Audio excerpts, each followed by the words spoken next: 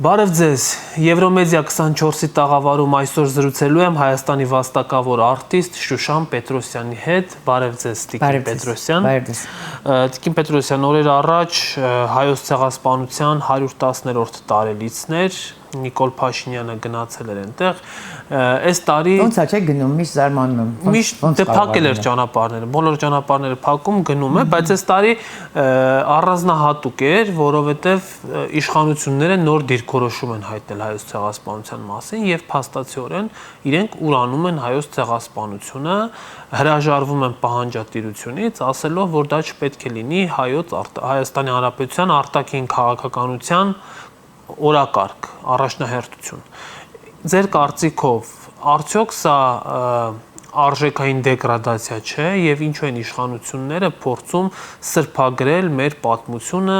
այդ հայ ժողովրդի համար չափազանց ցավալի է դրվագի վրա խաղալ յուղ լցնել կրակին, այսպես ասած։ Այդպես կարող է վարվել անհայրենիք որևէ մեկը, անծագում որևէ մեկը։ Որևէ մեկը, որը պետականությունը չի կարևորում, այնպես ինչպես չի կարևորում պետությունը, ինչպես չի կարևորում արժեհամակարգը, որի մեջ են մեր հայ առաքելական եկեղեցին, բանակը, հայ դպրոցը, կրթությունն նորաձև է պարզվում է, եւ այդ մասին զեկույցը արվում է Մատենադարանում։ Արդեն հասկանում եք, որ սա հենց դիսոնանս է, Մատենադարանում, որ մեր կրթության համալսարանն է, դարեր ի վեր գոյություն ունեցող Մատենադարանում, որ հավաքված են բոլոր այն գրերը, որոնք որ դարեր ի վեր մեր մեծերը, մտածողները ստեղծել են, այդ շենքում հավաք է, որտեղ քննարկվում է այն մասին, որ կրթվելը նորաձև է, абսուրդ չի։ Ու Աննա Հակոբյանը, ասենք, մարդը ում կրթության մասին ոչինչ հայտնի չի, որ ընդունվել է ժուրնալիստիկայի ֆակուլտետ, դա գիտենք, բայց որ ավարտել է, դրա մասին տեղեկություն չկա։ Հայ, որի մասին առհասարակ որևէ բան հայտնի չէ։ Որևէ գործ չի արվել, բացի խեղելուց, շատ արժեքներ։ Չեմ ուզում ընդլայնվել, որովհետև մեծ պատիվ է իրենց համար, իրենց մասին խոսելը մեծ պատիվ է, բայց ռադիկալ թեմաներից իհարկե պետք է խոսել։ Ցեղասպանությունը անցած, ցեղասպանության ճանապարհը անցած այրերի թոռ եմ ես եւ իմ ամբողջ գիտակից կյանքում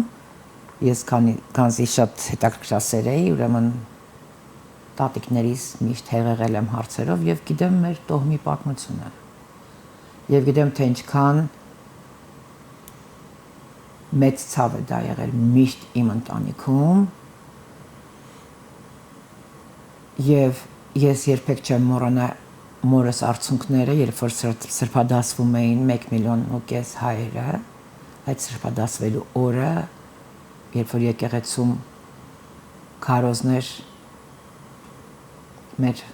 վեհերի Արարածան թեմի եւ Կիլիկիո թեմի հայ այրերի ուրեմն Վեհապար Հայրապետի եւ Արամ կաթողիկոսի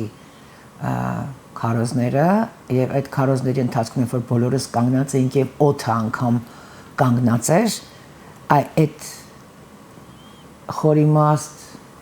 լռության մեջ ես կյանքում չեմ մոռանա մորս արցունքները եւ գրկեցի իրեն արցունքները եւ ասեցի մամ հանգիստ եղի քո տատիկներն ու պապիկները սրբադասված են այլևս։ Ես իմ տոհմի պատմությունը գիտեմ եւ կարծում եմ, որ առհասարակ պետք է պայքարը այս տգիտության դեմ եւ այս հայուրացության դեմ պետք է սկսվի ընտանեկան դաստիարակությունից։ Երբ որ ամեն հայորդի, ամեն երեխա պետք է ի սկզբանե ընտանիքից իմանա իր ծագումը։ Իմանա թե որտեղից է մեծ հայքի որ նահանգից է իր տատու հայրը կամ պապու հայրը կամ մայրը սա շատ կարևոր բան է ես տարօրինակ բան է երբ որ խոսում եմ ընկերներիս հետ կամ մարդիկ որոնց նոր ծանոթանում եմ մենք միշտ գիտենք ծագումնաբանությունը բոլորս ու այս շատ կարևոր հարց է որտեղից եք հա այս ինչը բայց գիտեք ես եղել եմ այստեղ եղել եմ Արևմտյան Հայաստանի այս նահանգում այս քաղաքում եմ եղել եւ այլն սա պետք է անընդհատ լինի եւ ցավոք սրտի այսօր մեր մեծ հայքի երազանքին, որը որ նոր շունչ էր ստացել Արցախի ազատագրումից հետո, ավելացել է Արցախը։ Ծիծեռնակաբերդում էր նաև մայստրո Տիգրան Մանսուրյանը եւ նա մի այսպիսի արտահայտություն արեց, որ ինքը միայնակ մարդ է, գուցե շատերը տեղին են իրեն քննադատում, այսինքն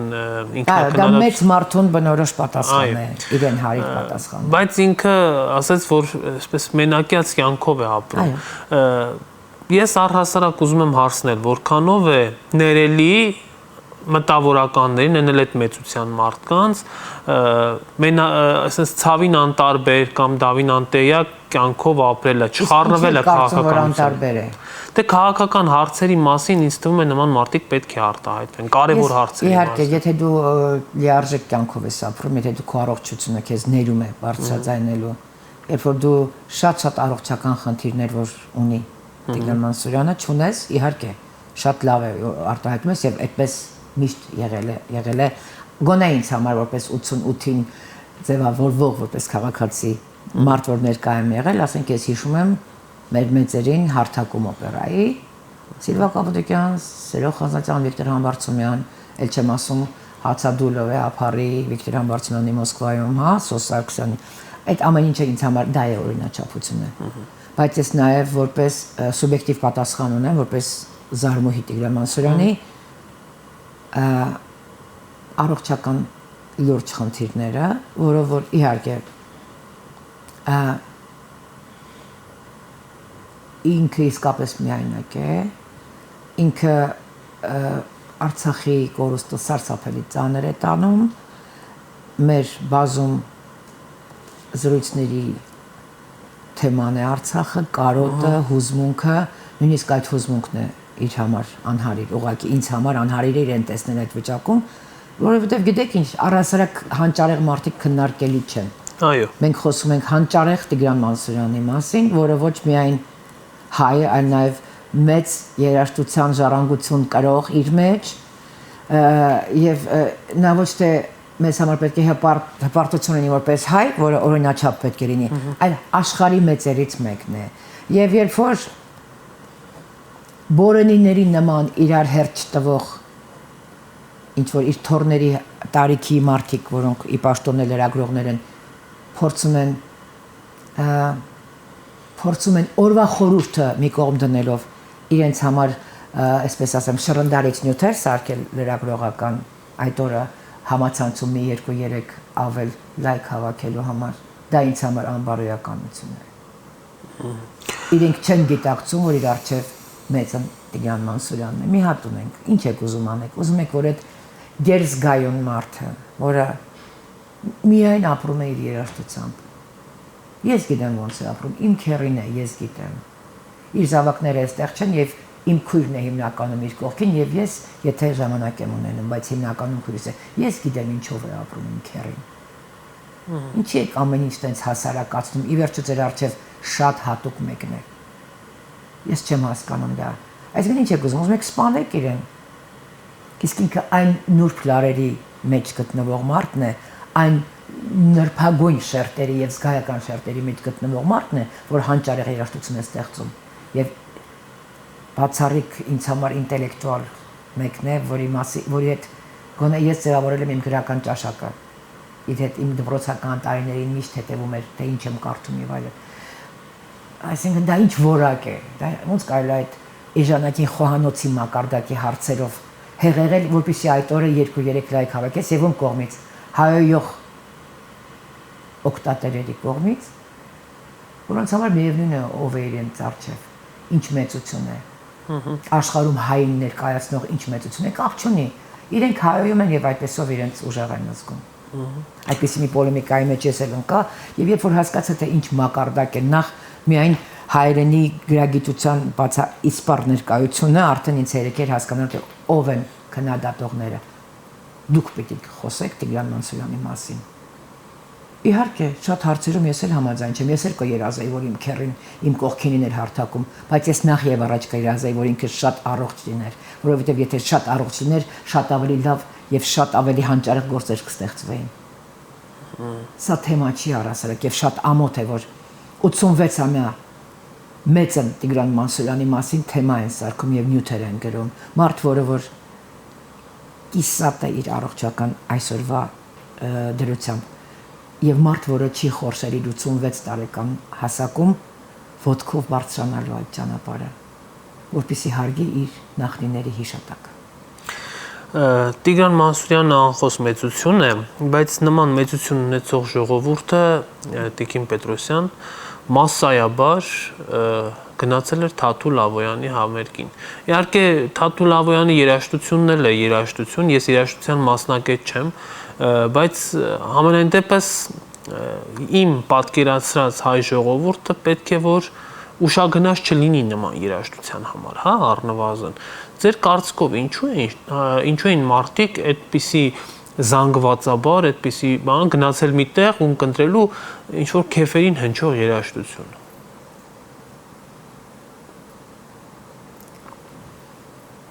Ես առասարակ մարդկանցից, որոնք որ երգարվեստն են ներկայացնում, չեմ սիրում խոսել։ Խնդիրը Թաթուլը չի։ Խնդիրը այն ժամանակահատվածն է, երբ գինետներում, դուքյաններում, բարի լավ իմաստով հնչող երգերը դուրս եկան բեմեր։ Այդ երգերը միշտ շատ լավն են եղել, շատ տեղին են եղել, շատ կոլորոտային են եղել,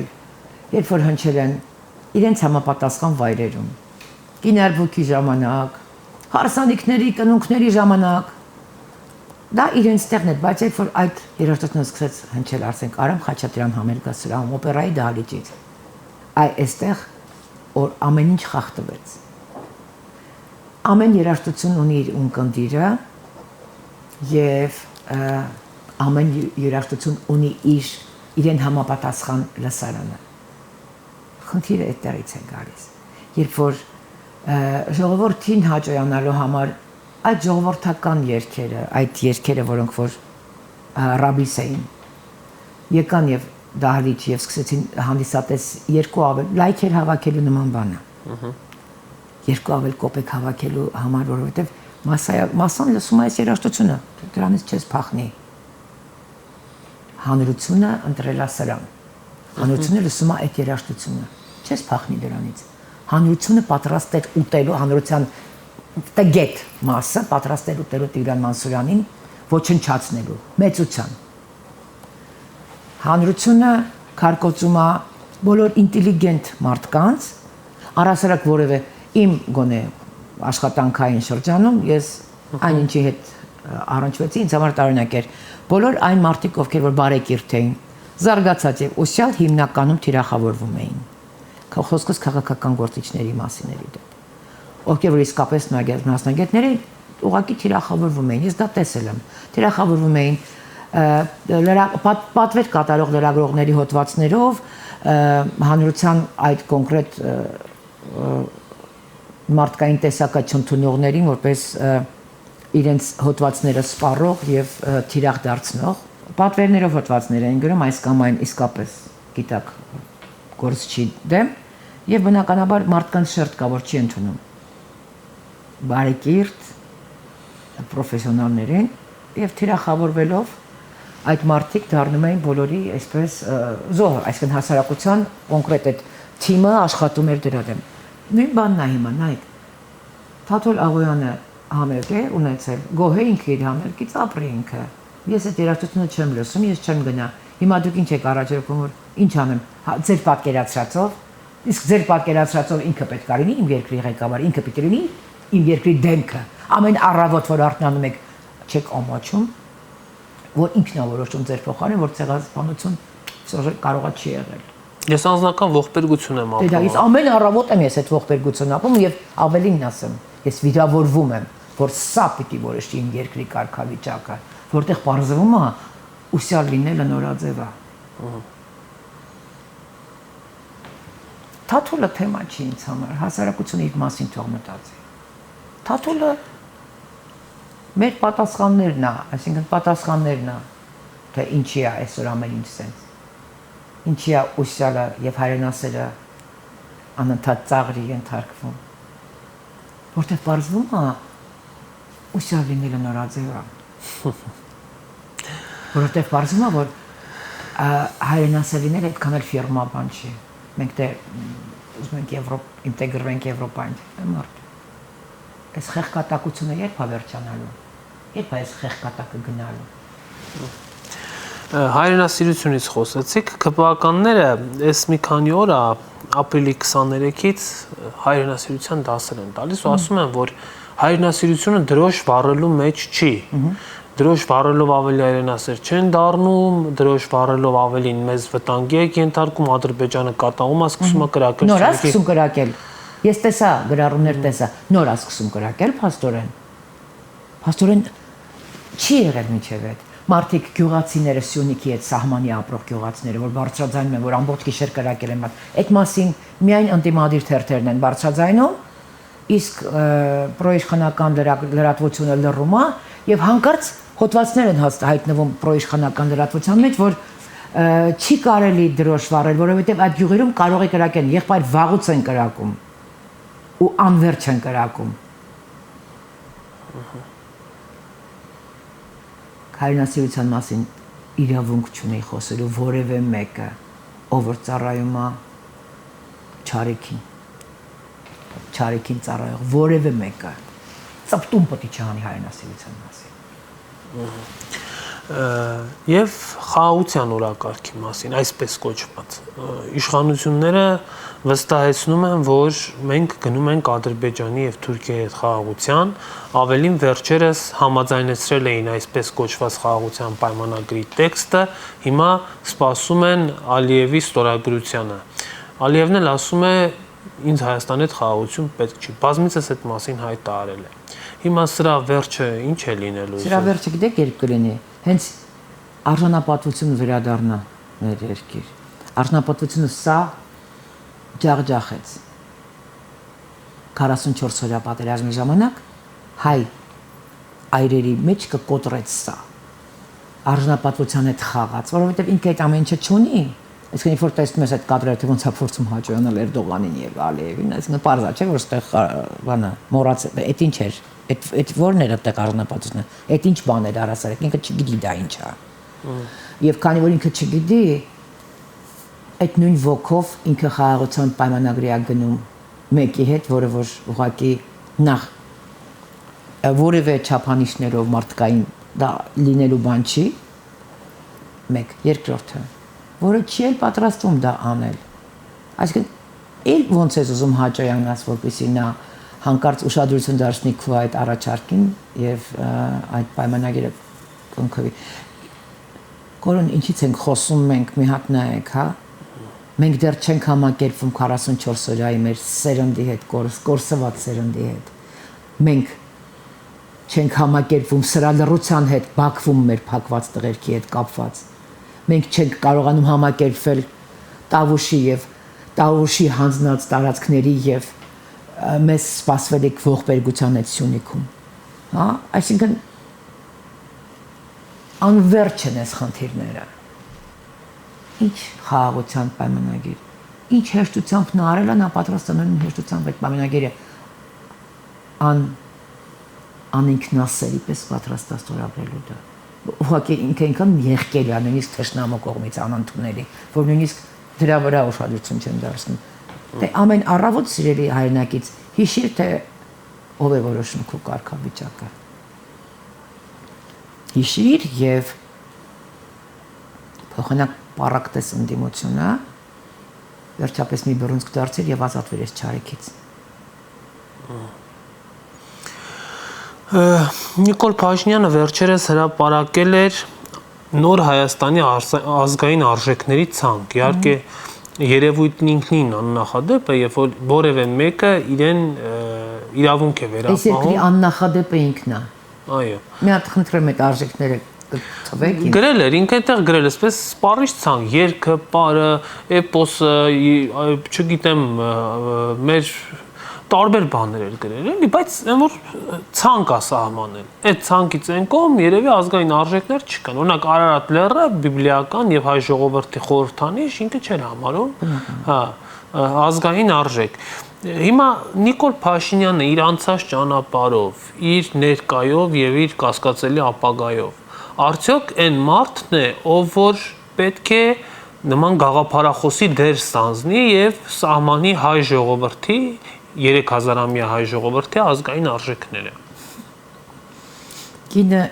3000-ամյա ազգային արժեքների մասին մատենադարանում, որտեղ զետեղված են այդ արժեքները, այնինչ որ հասել է մեզ դարերից, նորաձև կրթության մասին է խոսում, որ դա նորաձև է կրթվելը, իսկ ամուսինը, որը ի դեպ ոչ թե ապագան է կասկածելի, այլ ծագումն է կասկածելի։ Ծագումը կասկածելի է, դրա հետ է պետք հաշվի նստել եւ ըստ այդմ բնականաբար արժեհամակարգը արդեն ըստ իր ծագման, որը կասկածելի ավելի քան այն ինչ որ պետք է գա, ըստ այդմ վերարժեքավորում ես բոլոր այն արժեքները եւ ուզում ես հասկանալ այդ որ սա նշել է, էպոսն է նշել, երգն է նշել, այդ ամեն ինչը միշտ եղել է։ Այդ ամեն ինչը դուք եք խեղում, դուք եք դասագրքերը փոխում։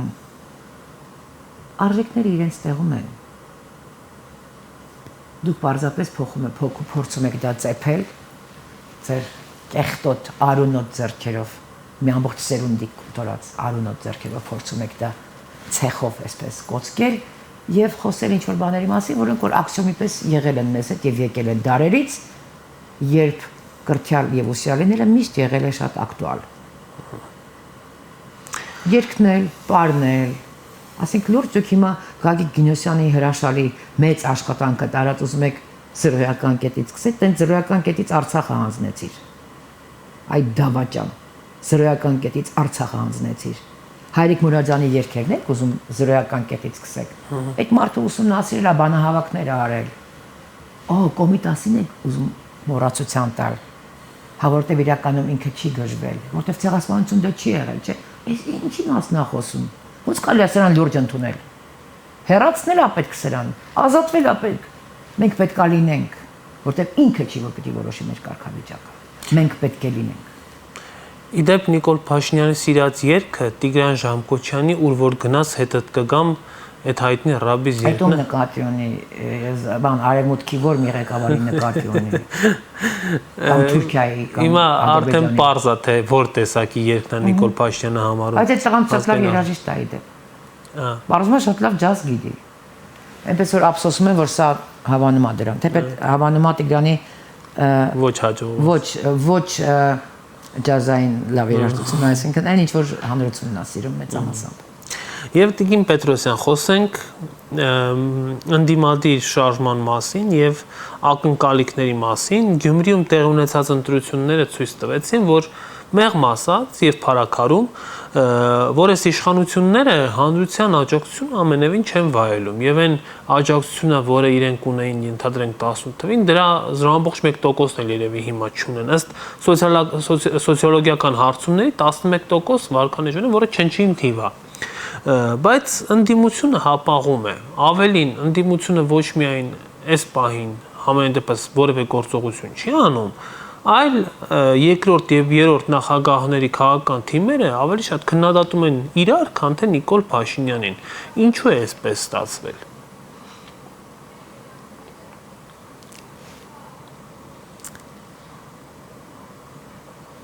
Ես կարող եմ